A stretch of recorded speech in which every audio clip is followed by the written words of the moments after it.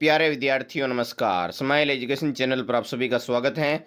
आज की क्लास में हम कक्षा 5 की जो हिंदी की नई किताब आई है हिंदी सुमन भाग 3 उसका अध्याय 12 है नन्हा ध्रुव तारा। इस पाठ को हम सबसे पहले पढ़ेंगे, अच्छी तरह से समझेंगे, उसके बाद इसके जितने भी अभ्यास कार्य वाले प्रश्न हैं उन सभी के उत्तर भी आज की इस वीडियो में हम देखने वाले हैं। तो आपको क्या करना है, वीडियो को पूरा देखना है और पाठ को समझने का प्रयास करना है। तो चलते हैं पाठ की ओर। इसका व्याख्या भी हम अच्छी तरह से समझेंगे। ऊंचा और खींच दे कोई सपनों का कंदील हमारा, धरती से अच्छा लगता है अंबर में अपना उजियारा। यानी कि इन चार पंक्तियों में कवि कहता है कि हम चाहते हैं कि कोई हमें प्रेरणा दे, यानी कि मोटिवेशन दे, ताकि हमारे सपने ऊंचाई तक पहुंच सके।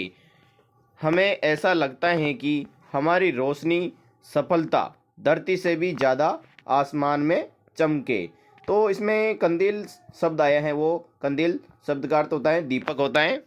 अगली है लाइन, दूर आ रहा होगा कोई मेरे घर का पता पूछता, उसे भटकने से रोकेगा यह मेरा रंगीन सितारा। क्या है, यहाँ आपको दिख रहा है रंगीन सितारा। ऊंचा और खींच दे कोई सपनों का कंदील हमारा। तो इन पंक्तियों में कवि कल्पना करता है कि कोई व्यक्ति दूर से आ रहा है और रास्ता पूछ रहा है, तभी आसमान का चमकता हुआ रंगीन सितारा यानी कि ध्रुव तारा उसे सही दिशा दिखाएगा। यानी कि राहगीर रास्ता भटकने से पहले वो किसी से पूछता है ताकि वो सही रास्ते पे जाए। तो ये ध्रुव तारा है जो सही मार्ग दिखाएगा और उसे अपनी मंजिल तक पहुंचाएगा। अगली लाइन है इनकी, चंद तीलियां तोड़ा कागज, एक दिया छोटी सी बाती, सब मिलकर के दूर करेंगे धरती पर फैलाकर अंधियारा, ऊंचा और खींच दे कोई सपनों का कंदील हमारा। इसका अर्थ है कि हमारा जो सपना है एक दीपक की जैसा है जिसे कोई ऊंचाई दे दे। थोड़ी सी चीज़ें, कागज, दिया, बाती, इनसे भी रोशनी फैलाई जा सकती हैं और अंधकार को मिटाया जा सकता है। यदि सभी लोग मिलकर काम करें तो धरती पर फैला अंधेरा दूर हो सकता है और हमारे सपनों का दीपक बहुत ऊंचा चमक सकता है। और आगे कवि कहता है, अगर कभी पूछे कोई तो उसको इतनी बात बताना, कहना जिसने ठोकर खाई वही बना नन्हा ध्रुव तारा। कि इन पंक्तियों का अर्थ है, अगर कोई पूछे कि ध्रुव तारा कैसा बना जाता है तो उसे बताना, जो व्यक्ति कठिनाइयों का सामना करता है, मुसीबत में भी नहीं रुकता, नहीं हारता है, वही नन्हा ध्रुव तारे की तरह चमकता रहता है और दूसरों को भी अपनी रोशनी से अपनी मंजिल तक पहुंचाने में मदद करता है। यह अर्थ है इनका। अब है अगली लाइन है इसी पाठ की, ऊंचा और खींच दे कोई सपनों का कंदील हमारा, धरती से अच्छा लगता है अंबर में अपना उजियारा। यानी कवि फिर दोहराता है कि हमारे सपनों की रोशनी ऊंचाई तक पहुँचे, हमारी सफलता आसमान की तरह चमके और हमें गर्व महसूस हो। यानी कि कविता का मुख्य उद्देश्य क्या है कि सपने ऊंचे होने चाहिए, मिलकर काम करो तो अंधेरा दूर हो सकता है। ध्रुव तारा मेहनत और लगन का प्रतीक है, ठोकरें खाने वाले ही चमकते हैं। यानी कि जिसके जीवन में ज़्यादा मुसीबत आती हैं वही ज़्यादा चमकता है। कठिनाइयों से न डरकर आगे बढ़ना चाहिए हमें, इस पाठ का मुख्य उद्देश्य है। अब इस पाठ के जितने भी अभ्यास कार्य वाले प्रश्न हैं उन सभी के उत्तर भी आज इस वीडियो में हम देखने वाले हैं। तो सबसे पहला प्रश्न है, आपको ये कविता कैसे लगी?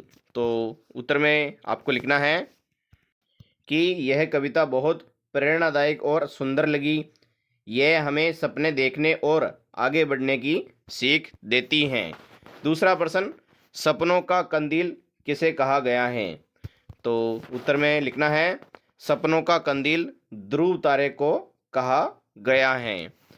तीसरा प्रश्न है, अगर आपको कोई बड़ा सपना देखना हो तो वह क्या होगा?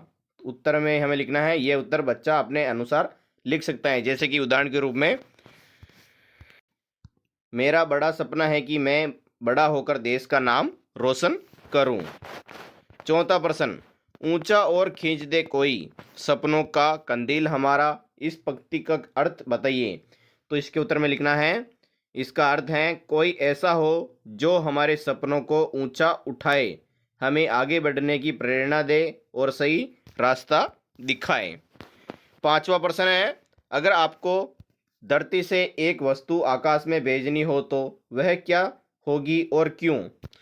तो इसके उत्तर में लिखना है, उत्तर बच्चा स्वयं लिख सकता है। जैसे कि उदाहरण में, मैं एक दीपक भेजूंगा ताकि वे आकाश में रोशनी फैलाकर सबका मार्गदर्शन कर सकें। सोचिए और लिखो वाले प्रश्न है। पहला है सही उत्तर चुनो, जिसका पहला है, कविता में सपनों का कंदील किसे कहा गया है। तो इसमें राइट आंसर होगा सितारा से, इसका राइट आंसर हो जाएगा। दूसरा इसी का ख, धरती पर फैला अंधियारा किसे दर्शाता है। तो इसका उत्तर होगा रात, यानी कि ए इसका राइट आंसर हो जाएगा।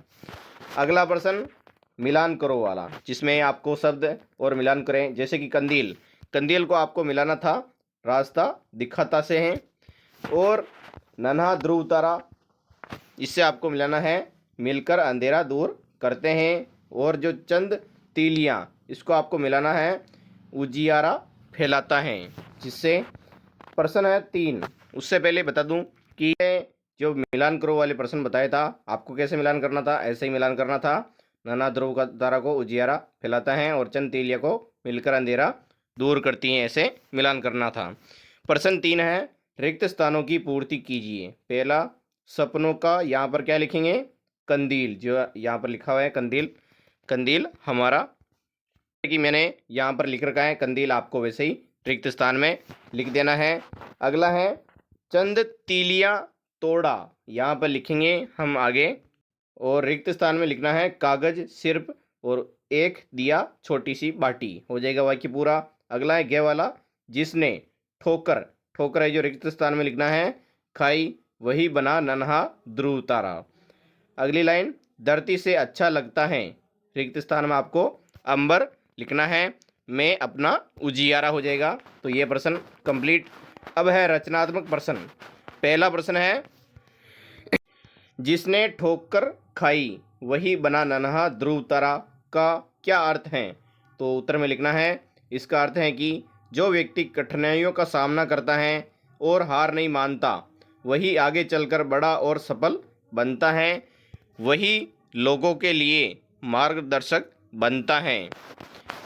दूसरा प्रश्न, हमें दूसरों की मदद करते हुए उनके जीवन में उजियाला करना चाहिए। कविता में इसके लिए कौन सी पंक्ति का उपयोग किया गया है। तो इसमें लिखेंगे, चंद तीलियां तोड़ा कागज, एक दिया छोटी सी बाती, सब मिलकर के दूर करें धरती पर फैला अंधियारा।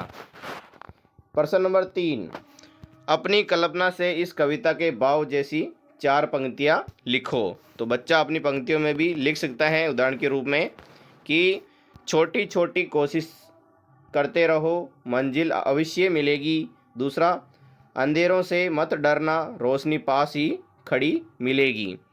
अगली लाइन, सपनों को ऊंचा उड़ने दो, हिम्मत कभी ना हारो। अगली लाइन है चौथी, नन्हे तारे जैसे चमको, दुनिया नाम तुम करो, दुनिया में नाम करो।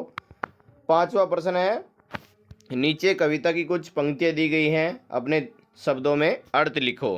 पहली है पंक्ति, धरती से अच्छा लगता है अंबर में अपना उजियारा। इसका अर्थ है कि हमें अपनी रोशनी और गुणों को फैलाकर दुनिया में अच्छा काम करना चाहिए, ऊंचे लक्ष्य रखना चाहिए, हमेशा बेहतर होता है।